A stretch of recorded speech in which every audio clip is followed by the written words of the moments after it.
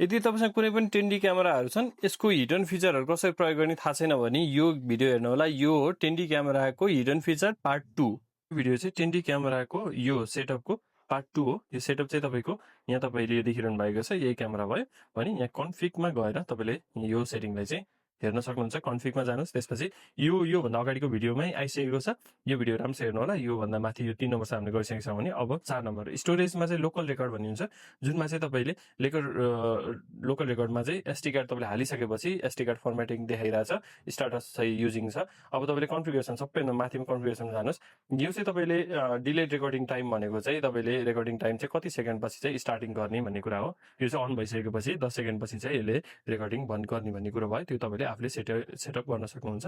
मोड configuration भनेको चाहिँ तपाईँले कसरी गर्नुहुन्छ, फुल टाइम गर्नुहुन्छ होइन। अब जस्तो 24 घण्टा 7 दिन, हप्ताको 7 दिन 24 घण्टा गर्न सक्नुहुन्छ। यदि तपाईँले यो अफ गर्नुभयो भने तपाईँले यहाँ चाहिँ तपाईँले आफ्नो टाइम अनुसार कुन बारमा कति बजीदेखि कति बजीसम्म ओपन कतिखेर गर्ने, क्लोज कतिखेर गर्ने, जस्तो मैले यहाँ अब स्टार्ट टाइम इन टाइम यसरी गर्न मिल्छ। यो चाहिँ तपाईँको एकै दिनमा 4 चोटि गर्न सक्यो भने तपाईँले यो दिन अनुसार तपाईँले यसरी हेर्नु त, यो हप्ताको 7 दिन तपाईँले आफूले सेटिङ गरेर तपाईँले राखिदिन सक्नुहुन्छ सेड्युल अनुसार है। त्यसरी गर्न सक्नुहुन्छ भने यो तपाईँले यो अनै गरिदिनु भयो भने रेगुलर रेकर्ड हुने त भइ नै हाल्यो। त्यसपछि गएर अर्को छ तपाईँको एसडी कार्डमा। एसडी कार्ड चाहिँ कस्तो छ त इन्फर्मेसन भनेर यो हेर्ने कुरा भयो। यो चाहिँ सेटिङ गर्नु परेन। यो चाहिँ एसडी कार्ड फर्मेट भइसकेको छ। एसडी कार्ड चाहिँ युजिङ भइरहेको छ कि छैन भनेर हेर्न सकिन्छ। यहाँ युजिङ छ। टोटल साइज चाहिँ 14,889 देखाएको छ। यो भनेको 16 GB को भयो भने युज चाहिँ अहिले 72 MB मात्र भएको छ। रिमेनिङ 14,817 MB नै बाँकी छ। रेकर्डिङ टाइम अझै हामीसँग रेकर्डिङ टाइम चाहिँ जे अहिलेसम्म हामीले रेकर्ड गरेको चाहिँ 9 मिनट मात्र रेकर्ड गरेको छौँ भने स्टार्ट रेकर्डिङ टाइम चाहिँ 2026 8 बजेर 24 मिनटमा चाहिँ हामीले स्टार्ट रेकर्डिङ गरेको छौँ। यो इन्फर्मेसन हामीले यहाँ देख्न सक्छौँ। त्यसपछि गएर फिल लाइट सेटिङ भन्ने छ। यसमा चाहिँ तपाईँले इन्फ्रारेड मोड भन्ने आउँछ। यो चाहिँ तपाईँले राति यसलाई अन गर्नुभयो भने राति जब आउँछ त्यसमा चाहिँ ब्ल्याक एन्ड व्हाइट इमेज आउने हुन्छ, ब्ल्याक एन्ड व्हाइट मात्र आउँछ भने यहाँ चाहिँ फुल कलर मोड भनेको चाहिँ अँध्यारो हुने बित्तिकै यसमा चाहिँ यो दिएको यो लाइट चाहिँ बल्छ, सेतो बल्छ, जसले गर्दा चाहिँ कलर चाहिँ यसले चाहिँ भिडियो खिच्छ पुरै रातभरि नै त्यस्तो गर्छ भने।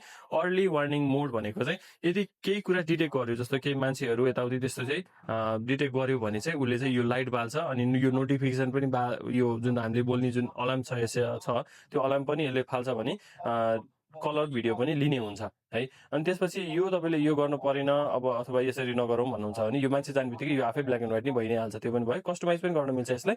अब हामीले चाहिँ कसरी गर्न सकिन्छ त, जस्तो तपाईँको यो चाहिँ आफै गर्ने कि ब्ल्याक एन्ड व्हाइट मात्र गर्ने कि कलर गर्ने कि अथवा टाइम अनुसार गर्ने कि यो लाइटलाई चाहिँ कसरी बाल्ने भनेर हामीले यो पनि गर्न मिल्यो। अनि त्यसपछि गएर फिल लाइट थ्रेस होल्ड भन्ने छ। त्यसपछि यहाँ फिल लाइट एडजस्टमेन्ट भन्ने छ। यो चाहिँ तपाईँको यो चाहिँ कतिको सेन्सिटिभ बनाउने भन्ने कुरा छ हेर्नु है। यो पनि तपाईँले सेन्सिटिभ कतिको गर्ने नगर्ने भन्ने कुरा हो। व्हाइट लाइट कन्ट्रोल मोड भनेको छ। यो चाहिँ तपाईँले अटोमेटिक गर्ने कि म्यानुअल सट अफ गर्ने कि अब कति मिनटमा अफ गर्ने त्यो पनि गर्न मिल्छ। अथवा तपाईँले 10 मिनट आधी घन्टै बाल्दिन सक्नुभयो, तपाईँ आफ्नो इच्छा भयो।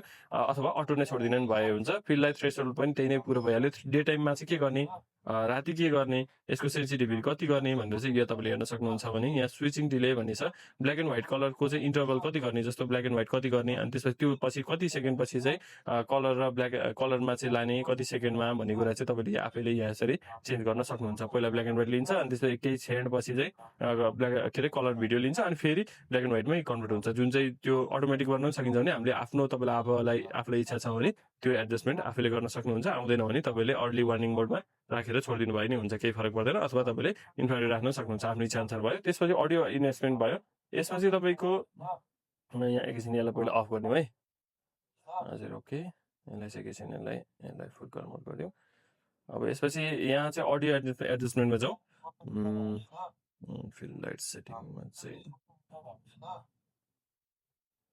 अडियो एडजस्टमेन्टमा चाहिँ तपाईँको क्यामेराको यो जुन भोल्युम छ यो चाहिँ तपाईँले कति अन गर्न, कति माथि गर्ने, कति ठुलो गर्ने, कति सानो गर्ने भन्न सक्नुहुन्छ भने क्यामेराको आउटपुट भोल्युम पनि यो नै भयो।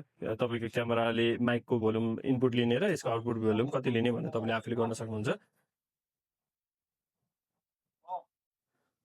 त्यसपछि गएर मोर सेटिङमा गएर तपाईँले हेर्नुभयो भने इमेज एडजस्टमेन्ट आउँछ। यो जुन चाहिँ प्राय अरू कुनै पनि क्यामेरामा धेरैमा देखिँदैन, जुन लोकल क्यामेरा हुन्छ यसमा चाहिँ हुन्छ। अब यो पछि यो लोकल रेकर्डर छ, हामीले फिल लाइट सेटिङ सक्यौँ। के अडियो एडजस्टमेन्ट यो पछि हामीले अडियो एडजस्टमेन्टसम्म हामीले सकाइहाल्यौँ। योभन्दा माथिका जुन सेटिङहरू छन् यो चाहिँ अर्को पार्टमा हामीले देखाउँछौँ है त।